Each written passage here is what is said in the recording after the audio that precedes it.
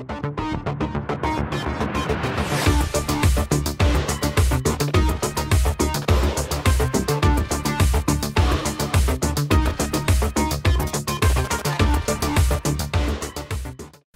that the base is kind of looking very even and neat, what we can do is we can conceal the required areas.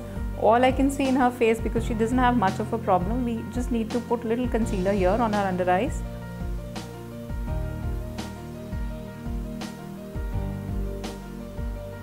And blend it well. Look up, Pooja.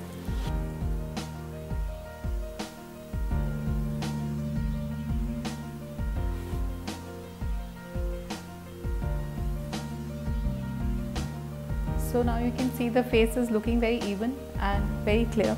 Now what we need to do is, now we need to add dimensions to the face. So for doing that, we need to take two colors, basically the darker shade for shading the areas and the lighter shade for highlighting the areas which are required to be highlighted. So what we do is, for choosing those shades, we need to buy the darker shade that has to be 2 tones darker than your skin, and the lighter shade which has to be 2 tones lighter than your skin. So once we start doing, we can always see the difference, how it goes.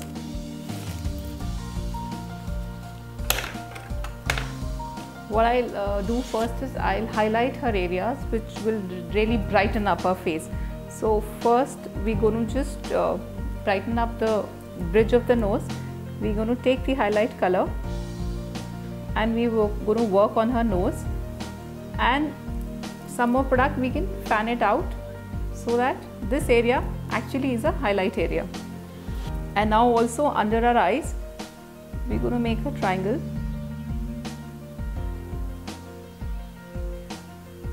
Basically, when we look into the face, if this area is dull, it doesn't give that look of freshness look. So we need to highlight this area with the shade which is 2 tones lighter than the face shade of yours. So we are highlighting this area also. Basically it's kind of a triangle. We will also go a little on the cupid bow, a very little on it.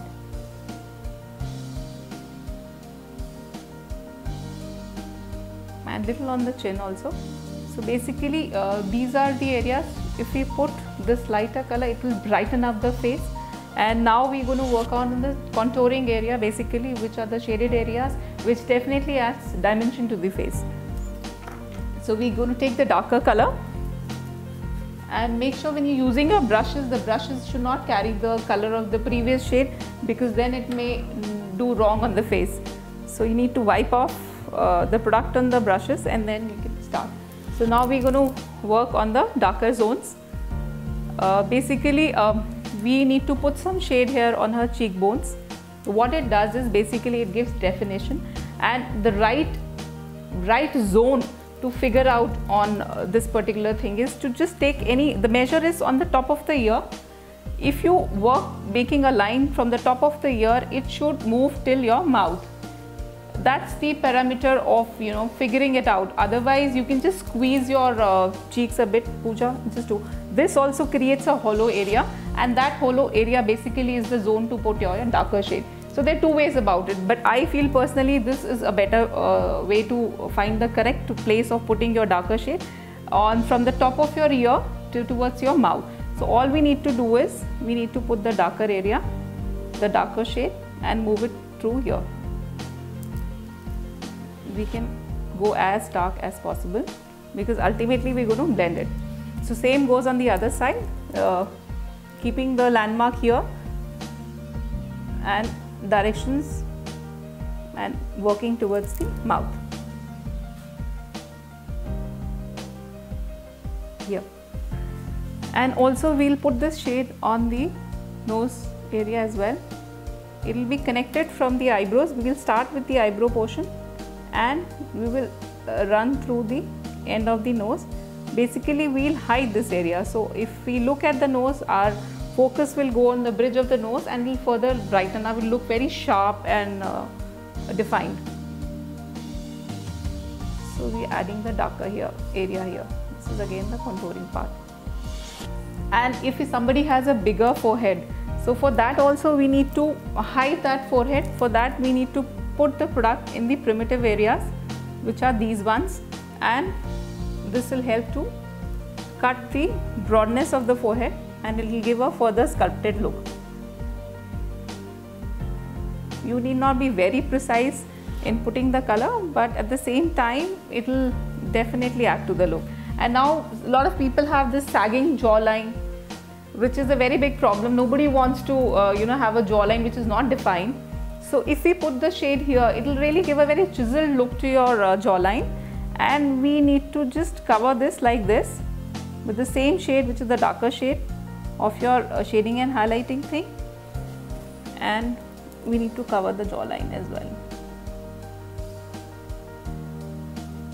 Of course, blending is the major key, but this is the look where we are actually working on the 3D makeup. It's basically covering the entire face in a three-dimensional way. We are having the highlighted parts, we are having the shaded parts, and we're going to blend it well so that the face looks very well sculpted.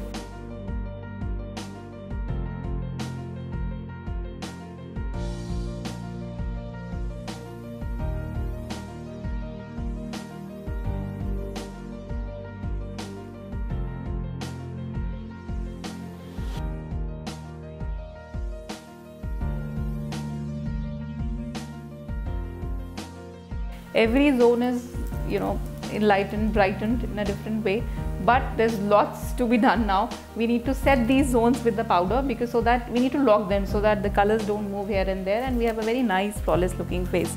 So we will take a loose powder and generously apply it all over the face.